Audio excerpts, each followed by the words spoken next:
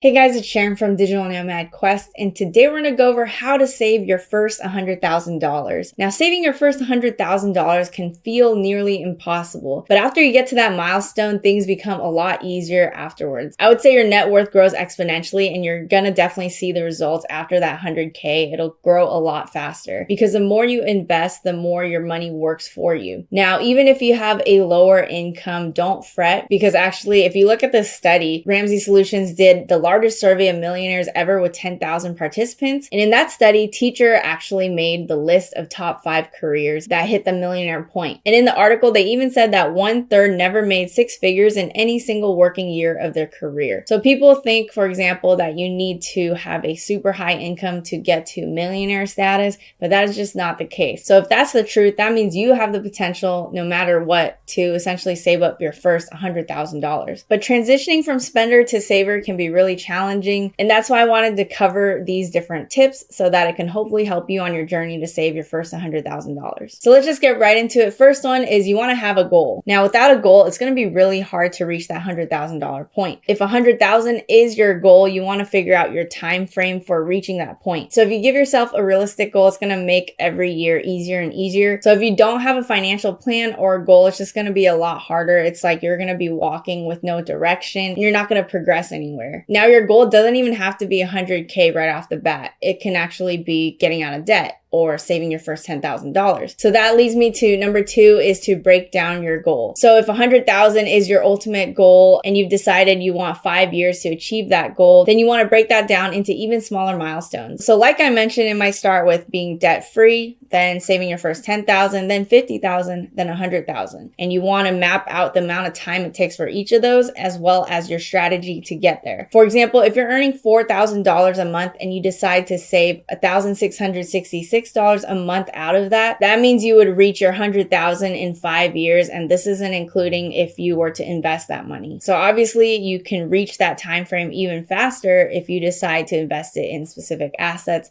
that will give you a higher return. But then when you break that down further, you said $1,666 per month. That means you actually have to commit to that amount. So you want to make sure you pay yourself first, so you know that that amount's going to go to your savings or investments, and then everything else should basically be for your necessities and your wants. Or as another example, if you're trying to save $10,000 in 1 year, that would mean you would need to save $833 per month. If it's going to be 2 years instead, that's going to be $417 a month. Now, if you're breaking down your goal from 100,000 to milestones like paying off debt, getting to 10K and 50K, paying off your debt is going to be really hard at first. You should make sure you're prioritizing your high interest debt no matter what. There's no firm definition of what a high interest debt is. Some people consider it 10% plus, some people say 6% plus, but these are pretty high numbers and you want to make sure that you pay them off, because if you neglect them, it's just going to get worse and worse. You're going to dig yourself into a hole. So personally, I would make sure to really hone in on that if you have any high interest debt, to pay that off right away. That might mean cutting out any luxuries,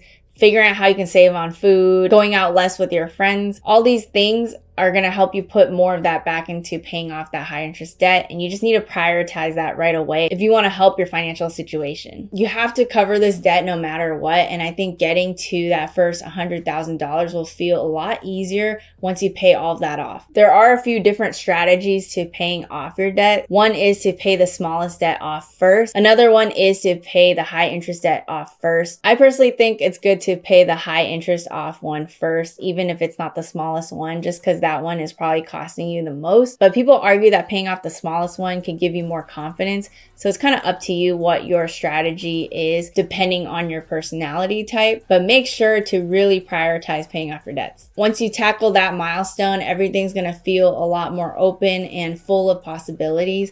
I think a lot of friends that I know that paid off their debts, it just feels so much better moving forward and a lot easier to grow your net worth. When you break down your goals like this into little chunks, it just makes it a lot easier to attain, and it also gives you more confidence after you've completed those different milestones. That way you know what to focus on each week and each month, and it just helps so that you don't get overwhelmed by that bigger picture. Like $100,000 can seem really overwhelming, but when you break it down, it can feel a lot easier. Number 3, you want to track your expenses. If you don't know where your money's going, it's going to be a lot harder to save up money. You need to have awareness around what you're spending your money on, how much you're actually keeping spending at the end of the month. So I highly recommend checking out Personal Capital. I'll put it in the link in my description, where it integrates with your bank account so you can really see the cash flow coming in every single month, what you're actually spending on. It'll break down your spending into categories, and it'll also tell your overall net worth. So if you have that number in mind of your net worth, then you'll know how much more you need to get to 100K, for example. If you don't want to use Personal Capital, you can totally use Excel spreadsheets and just manually input the numbers as well. This leads me to number 4 is to set rules. So some rules might include pay yourself first. So that means save first and then live on whatever's left over. It's kind of like what I mentioned earlier, that if you pay yourself first, you're going to make sure that the remainder is going to cover you for the rest of the month, and you're going to make your dollar stretch a lot further. Another rule might be to wait 24 hours before you buy anything big. So a lot of people like to do this to make sure that that's still something they want, because if you take a day to kind of think about it, you might be like, okay, maybe I don't actually need it. So that's going to be helpful if you are a huge shopper. It might force you to reconsider your wants versus needs,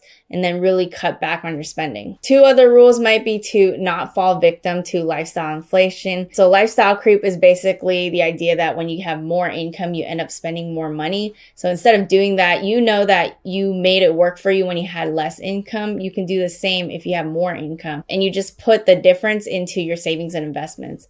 The other rule was the 50-30-20 rule. So I've talked about this before, where you're putting 50% of the money to your needs, 30% to wants, and 20% to savings, paying off debts, or investing. And that 50-30-20 rule applies to your after-tax income. Now, that 50-30-20 rule is just a guideline too, so make sure that you make one that's more appropriate to your situation, because there's not that much flexibility with the 50-30-20 rule. You can make your own categories or your own amounts. So maybe instead of 30% to wants, maybe you can try to reduce that to 10 so that you can put 40% into your savings and investments. Or the best thing usually is to reduce the amount you spend on your needs. So that's why I always suggest doing things like house hacking, getting more roommates, possibly living at home for a while to save up. So these are different options where you can reduce your housing costs a lot, which would allow you to save up a lot more and invest a lot more. Now let's go into number 5 is to cut back on your expenses and live frugally. So now if you figured out your income and your expenses, you should be able to figure out how you can cut back on how much you're spending. Personal Capital is going to basically let you see the overview. So maybe if you see that you're spending a lot on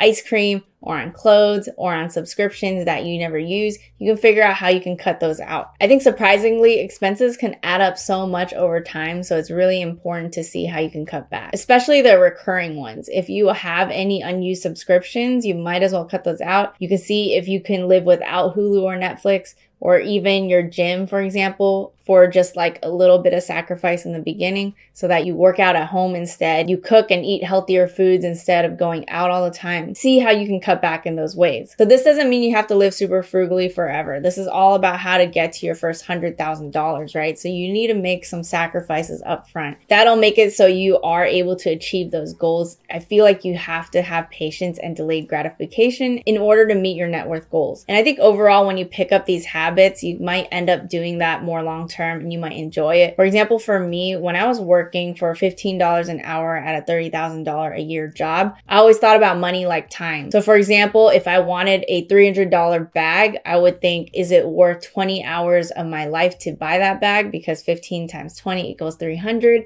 Or does it make sense to just save that money and keep putting that into my investments? So that was a way of thinking for me that allowed me to save a lot easier. I also enjoyed finding deals. Like I would go on Slick Deals and compare quotes and things for things I needed so that I would make sure that I wasn't overspending. These little habits that you pick up will actually benefit you a lot in the long run. You don't have to always be like this, but if you want to get to that 100K point, this is definitely going to make it a lot easier. Now this brings up my number 6 point, is to make more money. There's always going to be a ceiling on how much you can save, how much you can budget.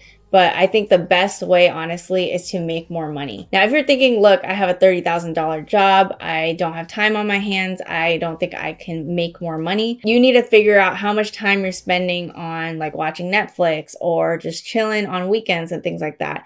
you could use that time to build high income skills or pick up a new side hustle. I've been mentioning so many side hustle ideas in my videos because I want to show you guys the amount of opportunities out there. In this day and age, there's so many things you can do to make money, especially with the online world. You can pick up free items on Craigslist, restore them, and flip them back on Facebook Marketplace or Mercari or Craigslist or all those places. That's one thing you could do. You could pick up jobs on Upwork, or you can sell your own gigs on Fiverr. Like, you can basically say, I'll sing happy birthday to your friend, put that up as a gig for $5. That's another way you can make money. Or you can sell digital products on Etsy, or sell custom apparel on Merch by Amazon, or even start your own YouTube channel. Those are just like a few side hustle ideas, but I've come across so many, and I will keep posting more of those ideas for you. But that just means if you really want that $100,000 net worth, you're going to figure out ways you can pick up multiple side hustles so you can increase your income in order to reach that goal. Because the wealth creation equation is income minus expenses, all that times your investments. If you have more income, you're going to be able to put that back into your investments, possibly back into your businesses and things like that, and that's going to grow your income a lot faster. And if you don't want to pick up a side hustle, you might want to pick high income skills. So a lot of my friends, even my brother, they ended up going to a coding boot camp. One of the cons with that, some of these boot camps cost a lot of money, but they'll teach you coding skills that you could potentially use for a full-time position in coding. That's what my brother did. He did like Hack Reactor and ended up getting a coding job that he's happy at, and he's getting paid a lot at. Same thing with another close friend. I know that there are some free coding boot camps as well, so you should definitely check those out. But if you don't want to do a boot camp, you can also check out like Udemy or even YouTube and start picking up skills. You can learn not only coding, but also like marketing and sales. I think those are great skills to get a high income. I would also say that if you take high commission roles, you can make a lot because it's based off of your output versus just a set amount you get for your time. So for example, I could make 6 figures a year doing coding, but you can make potentially 6 figures a month through like sales or something like that. Because if you actually do really well at your job,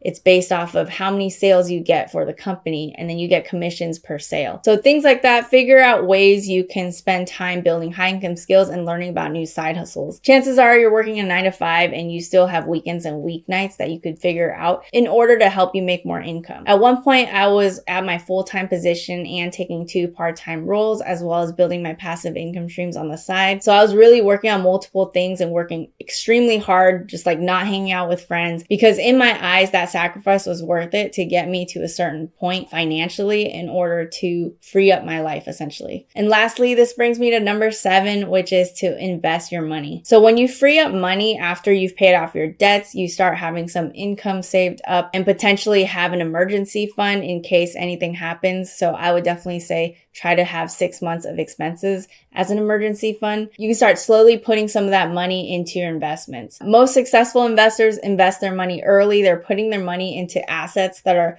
working for them. Some examples might be stocks, ETFs, index funds, crypto, real estate. If you're just starting out, ETFs and index funds are generally considered safer than certain stock picks, for example. And if you pick good ETFs and index funds that give you stable returns, it's not going to be as much of a roller coaster ride. So with all of this, investing might seem overwhelming. Hopefully I will create more and more tutorials around not just real estate investing, but also stocks and crypto. Hopefully that will help you guys. But basically you should learn as much as you can with investing before you start investing. And make sure to understand that investing comes with risk. So make sure you're only investing with what you're comfortable with. And having all your money in just one type of investment can be really risky, because if that single investment fails, then your money could be gone essentially. So make sure you're diversifying into multiple asset types, like potentially ETFs or maybe in your own business and things like that. And make sure not to put your money into liabilities. For example, in cars are usually depreciating assets where you're losing your money over time,